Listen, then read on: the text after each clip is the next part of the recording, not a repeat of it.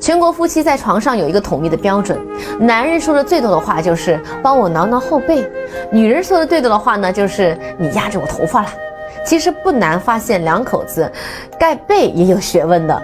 夫妻一床被说明感情是很珍贵的，夫妻各盖各的被，不是淡了就是在抢。俗话说，老公搂着老婆睡，不是新婚就是大醉。夫妻如果非要分床睡，不是房大就是婚姻崩溃。其实两口子相处啊，不是一辈子不吵架，而是吵架了还能够一辈子。为什么女人约会啊都会喜欢穿裙子呢？是为了上厕所方便吗？今天呢，我也不怕被骂了，我就把女人这点小秘密呢都告诉你，建议你呢先点赞然后关注，不然我怕待会儿呢找不到我了。其实呢，原因有很多种，尤其是第三种让你意想不到。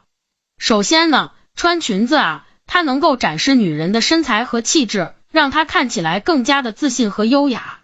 第二种呢，就是穿裙子也是女人的最爱，可以展现性感的身材，提高男人的回头率。还有一些女人认为穿裙子呢能够显得文静，给对方呢留下一个好印象。第三种啊，穿裙子也比较方便，非常适合跟男朋友亲热，以及上厕所呢也是比较方便的。总之呢，女人约会穿裙子的原因呢有很多方面的，能够展示自己的优势，又能够让自己更加的自信舒适。那你喜欢女人约会的时候穿裙子呢，还是穿裤子呢？女人太久不接触男人，有3个地方会变大。其实无论男女啊，都是有七情六欲的。那么女人太久不接触男人的话，会有哪些变化呢？估计这个视频啊会被很多女性朋友骂，所以男同胞们先给我点个红心，再点个加号支持一下。你的支持啊是我最大的动力。首先就是女人脾气会变大，长时间找不到自己喜欢的男人，就会有一种自卑感，总是在想是不是自己不够女人味，长得不好看，没钱等等。太多的矛盾与纠结，导致自己心情郁闷，无处宣泄，所以呢脾气就会变大。第二种呢就是欲望会变大，越是找不到自己喜欢的越着急，越着急啊欲望就会变大。这个时候呢，但凡有一个喜欢自己的人出现，就很容易放弃矜持，很主动的去跟男人沟通。其实呢这样也好也不好，对于不熟悉的人呢，还是要冷静，多了解了解，也是对彼此的负责任。最后呢，就是女人的胃口会变大，这也是大多数女人的通病。高兴了吃，不高兴了那也使劲吃，吃呢会让人心情舒畅。你身边有这样的女人吗？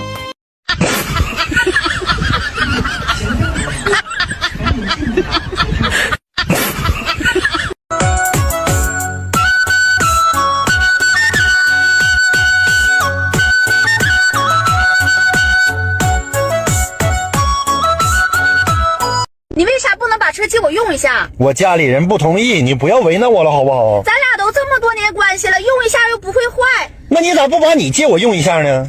那用一下又不会坏，你也太抠了吧！哎呦，你啥朋友啊？不借了。隔壁王哥真他妈不是人呐！今天他和王嫂打架，我在旁边好心劝架，结果把我好顿揍。用啥呀？他怀疑王嫂跟邻居有一腿。哎，你听说没？跟谁呀？跟我呗。哎呦我的妈！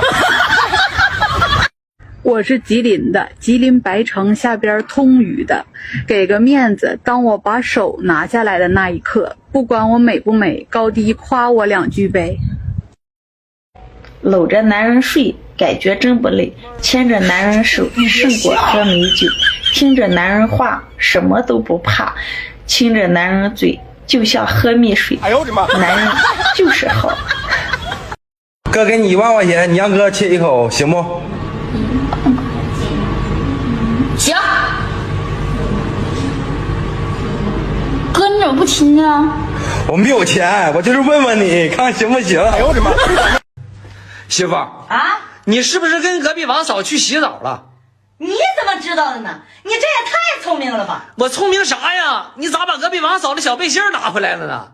你是不是穿错了？没有吧？不可能，还不可能！你看看，这是你的吗？这不隔壁王嫂的吗？呀，还真拿错了，我这就给他送过去。你一天也太不仔细了，赶紧去！哎呦我的妈！干啥呀，媳妇？荒田无人耕，一耕有人争。肚里无食无人知，身上无衣受人欺。合伙租船，船会漏；两家养驴，驴会瘦。好猫难抵鱼引诱，人不交往看不透。你知道这男人和女人去什么地方约会最好吗？我今天呢，偷偷的给兄弟们支上一招，我这可是冒着被女人喷的危险和你们说的呀。你们呢可别往出说呀，自己看到就点赞收藏就好了。你们说我都冒这么大的风险和你们说这些，是不是该给我点个小红心和加个关注支持一下我呢？别傻了吧唧的听完了就没事了啊，一定要实操，实操你知道吗？如果你正在处对象，你可能就受益匪浅了，能帮到你老鼻子忙了。要不信你就去试试看。我告诉你啊，这以后约会呢，就别带他到那个电影院什么的了啊，那里边的东西都老贵了。那去哪里呢？就去那个游泳馆呢。你看这第一呢，那里边的东西啊都可便宜了，而且还会让对方觉得你跟别人不一样，约会的地方也很特别呀，很有新鲜感。这第二呢，你能借这个机会，就是能看清楚这个女孩的身材呀，尤其是如果她身材不好的话，万一偷偷穿瘦身衣了呢？你说你去游泳馆的话，这瘦身衣呢，它肯定是要脱下来的呀。这脱下来瘦身衣的时候呢，你要做好心理准备哦，要不你的小心脏它就跳出来了。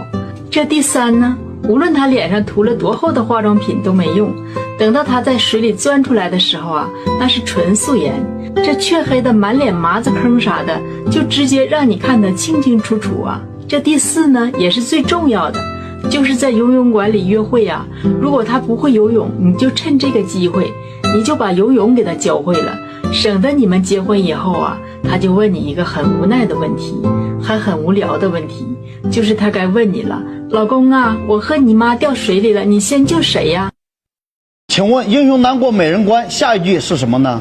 虽然英雄难过美人关大家是耳熟能详，但很多人也会好奇，美人难过什么关呢？其实这句俗语呀，还有后半句，但是却少有人知。相传唐太宗李世民为了笼络人心，对大臣非常好，其中房玄龄就是李世民的重点拉拢对象。为了让房玄龄忠心于他，李世民就给房玄龄找来很多美女，让房玄龄纳为小妾。既然是天子发话了，房玄龄哪敢不从？但是房玄龄的老婆那是有名的悍妇，把房玄龄一顿臭骂，并且把这些小妾全部都赶了出去。这件事传到了李世民的耳朵里，自己的脸面有些挂不住，因为这些美女都是他自己亲自挑选的，居然被一位悍妇给轰走。于是呢，就宣房玄龄的老婆进宫，赐给他一杯毒酒，并且给他2个选择。第一个选择遵从君命，让那些美女来伺候房玄龄；第二个选择喝了这杯酒，结束自己的生命。房玄龄的老婆那是丝毫不怕，拿起酒杯就喝，喝到一半，哇的一口竟全部吐了。